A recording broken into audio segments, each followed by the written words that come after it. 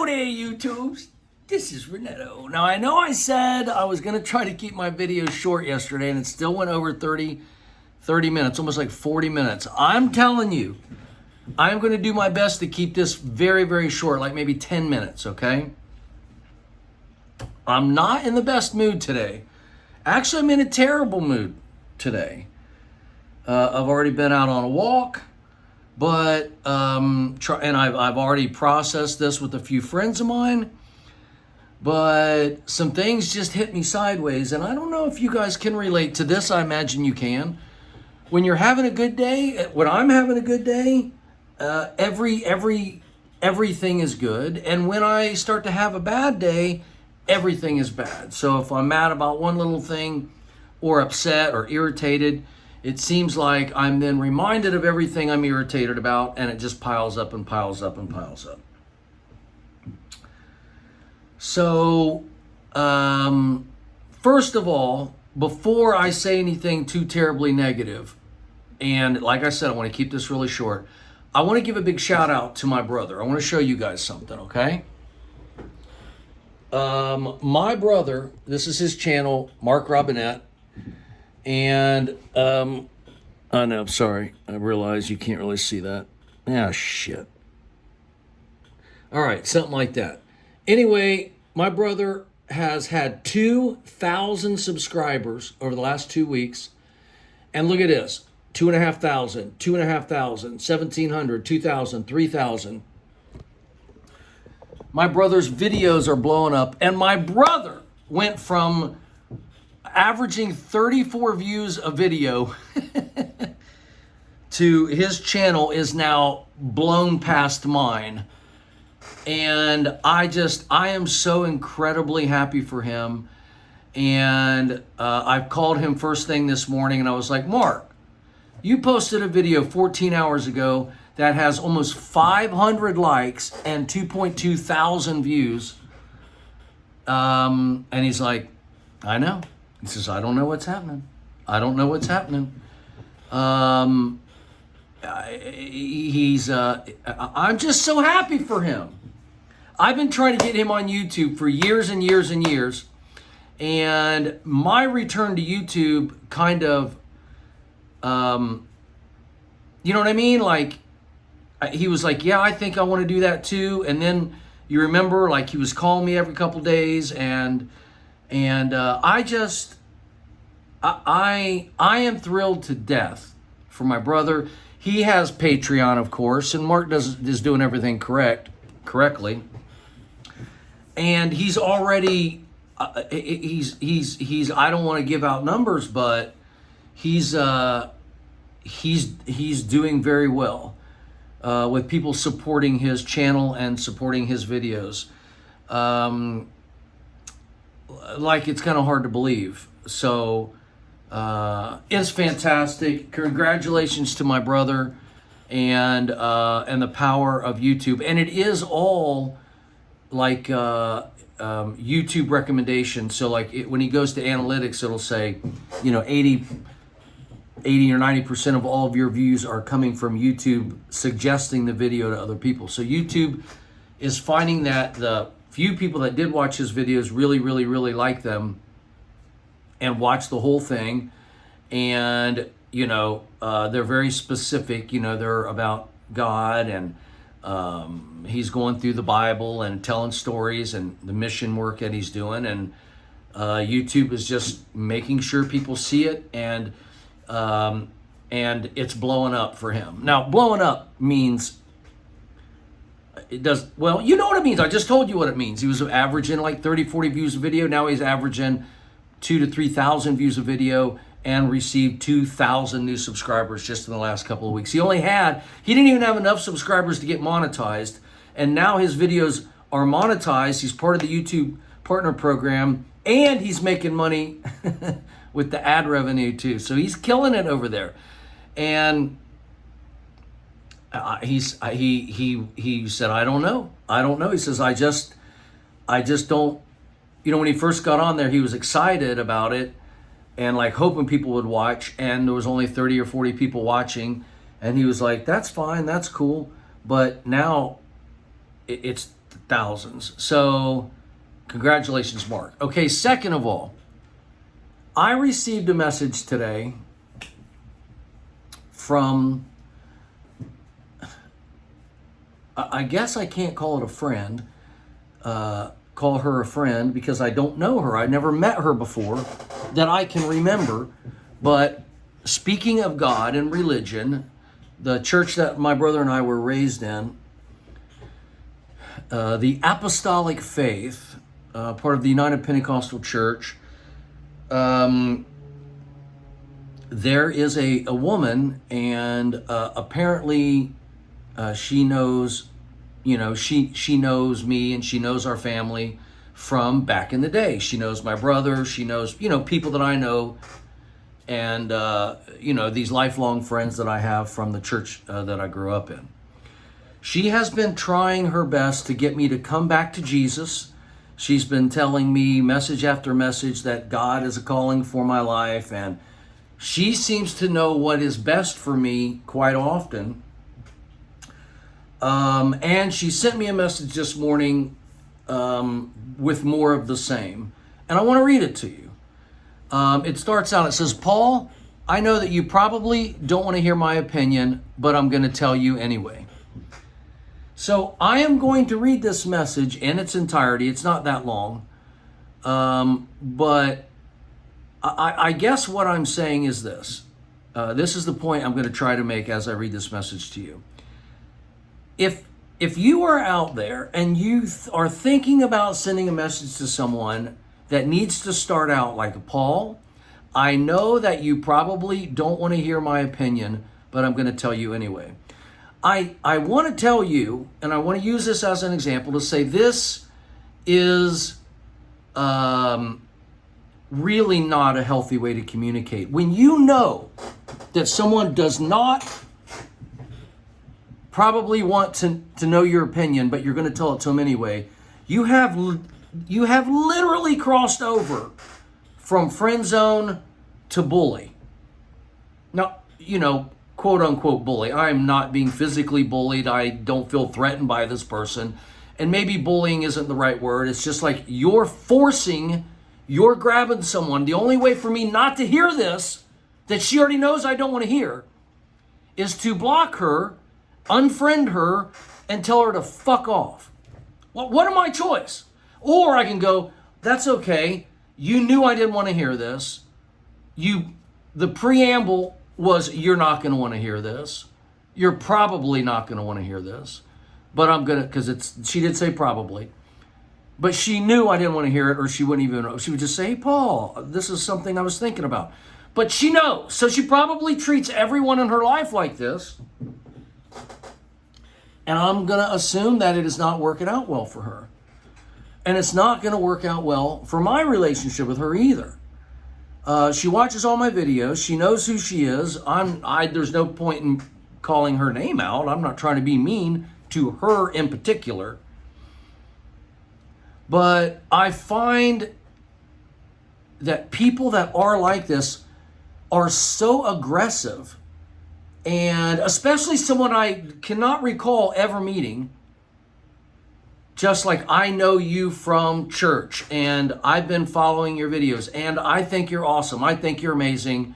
However, you'd be way more amazing if you would live your life the way I think is best for you. Because I have the gift of discernment. I know what's best for you, and you need to listen to me. And whether you like it or not, I'm going to tell you, and hopefully you'll come around. She says, but what I'm going to tell you anyway, that you don't want to know. Are you guys ready for this? It's kind of comical, which is why I'm bringing it up. I thought this would be a funny example of what not to do to people that you care about if you want to stay good with them, and if you want to keep your relationship with them nice and healthy. You should never send them a message, ever. If in your gut they're not going to want to hear this, don't send the message. Edit yourself. Paul, I know that you probably don't want to hear my opinion, but I'm going to tell you anyways. I see you as a man who has been stripped of your manhood for far too long. The reason that I have not been so gung-ho with Elsie is because I feel like she has stripped you of your manhood. And the whole dress thing, I just feel like someone snapped your manhood off of your body. Now let's just stop right there and let's go back and let's break this down just a little bit, okay? I see you as a man who has been stripped of your manhood. Now, I posted a video yesterday. If you haven't seen it, you should watch it. I think I'm going to title this video, Stripped of My Manhood. And someone has snapped off my manhood from my body. She's talking about my cock.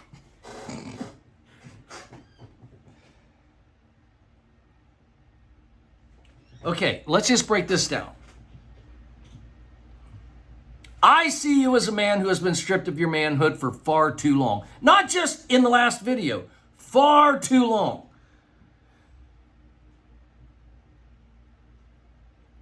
That means I don't see it. This person that doesn't know me has seen it. And I'm supposed to feel good about myself that a practical stranger knows what's best for me. What other way is there for me to receive this message other than, oh, wow, I didn't know that. Thank you. You must be, I must not love or respect myself if I don't know that my manhood's stripped. I must be an idiot. Or you are an idiot. It's only I'm an idiot or you're an idiot. And honestly, this goes for a lot of comments that you guys leave in the comment section. I don't mind them, but it's kind of condescending to tell someone else in such an intimate way that you know what is best for them from so far away. The only way to read this message and be moved by it and be affected by it. Somebody asked me why I adjust my glasses with my whole hand instead of my finger. So I might as well now that's a fair question. I might as well let you know. So these glasses don't really have a true bridge on the nose. They're just kind of slippery, plastic, without the little things you can adjust, So they just kind of lay right on my nose. I know my camera's over here. They kind of lay on my nose. And then the earpieces are pretty thin. And I've tried putting on the little sports, how they have those sports things so you don't lose your glasses in the water when you're running, to kind of keep my glasses tight. But the earpieces don't actually get much wider here, and it just pulls right off. So when I talk and I get animated, of course, they're staying on pretty good right now, especially if I get warm, they just slide down a little bit. And as they slide down, because they're kind of close to the top, they almost start like, you can't even see my eyeballs now, right? So it doesn't take long for them to get down like that. When they're pushed on nice and tight, they feel great. If I just use one hand like this, I feel like it's hard to get this side straight from this angle, right? And then they're like crooked and I can feel like this one's up too high. It's just how they feel, and it's hard with one hand. And then if I just push in the middle, I know this is just physics, and I'm just telling you, it's like it pushes my skin up and then my skin comes back down, okay? So when I push with one finger, it feels like it just pushes the skin up. As soon as I let go, the skin comes back down. When I use both hands, you'll see, I usually do this where I kind of twist and push, and it's able to just really get it on there. So I know it might be annoying, and I'm sorry. I'll try to do better, but that's the answer. Okay. So the only way for me to really hear this and accept it and it maybe change my life is for me to agree with her that my manhood was stripped away, has been stripped away for far too long, and then blame Elsie because I feel like she stripped you of your manhood. And the whole dress thing, I just feel like someone snapped your manhood off of your body. I just want more for you. I just want you to be cherished and loved and seen as a man. Not like that. Not the way you were this weekend. But who am I? I am a nobody. Just a person that galloped into your life. I just want what's best for you. This is one of the most passive-aggressive, condescending, disrespectful messages you could possibly send to a person you care about. Not only have you trashed me and my own sense of self, but you've turned me into a victim of Elsie's. A victim. Elsie is so powerful. Elsie is so manipulative. Elsie is so sexy and controlling that she did this to me. Okay, so let's back up. Not only do I not know what's good for me, and this practical stranger does,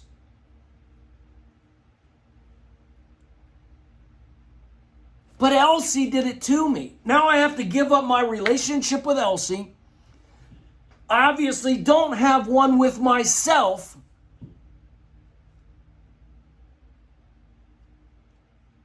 And say thank you and lean in to her truth about me, or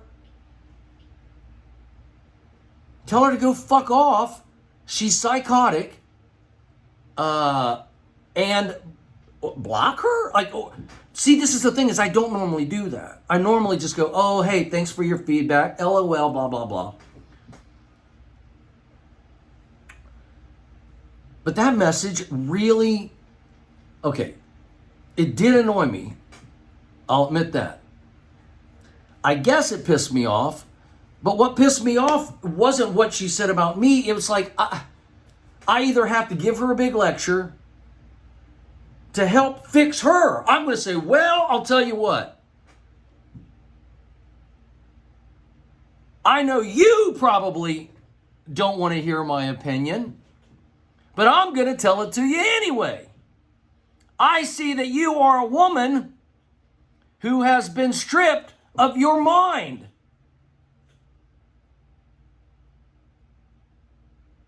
The reason that I have not been so gung-ho about your messages is because I feel like you have been stripped of your brain. You've been stripped of your intellect. You've been stripped of any sense of decency. You have no clue how to have healthy relationships with people you care about. I just want what's best for you. I feel like somebody just reached in your brain and squished it right out of your ears. I just want you to be intelligent and loved and have healthy relationships. I want you to be seen as a woman of purpose, a woman, a Proverbs woman, a woman to be cherished. Not the way you are in this message, but, oh, come on, who am I? Just a nobody. Someone that just galloped into your message thread and read your little message, and it's on Facebook Messenger, so you know I've read it, and you're waiting for that response. You're waiting for me to just show up and save you. No, I just want what's best for you.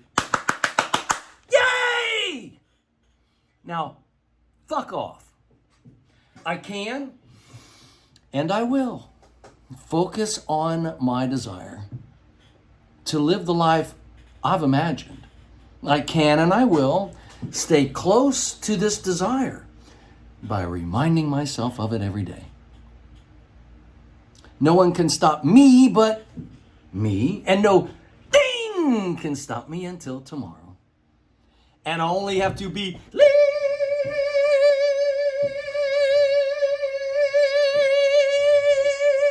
it's possible just for today. 3, 2, 1.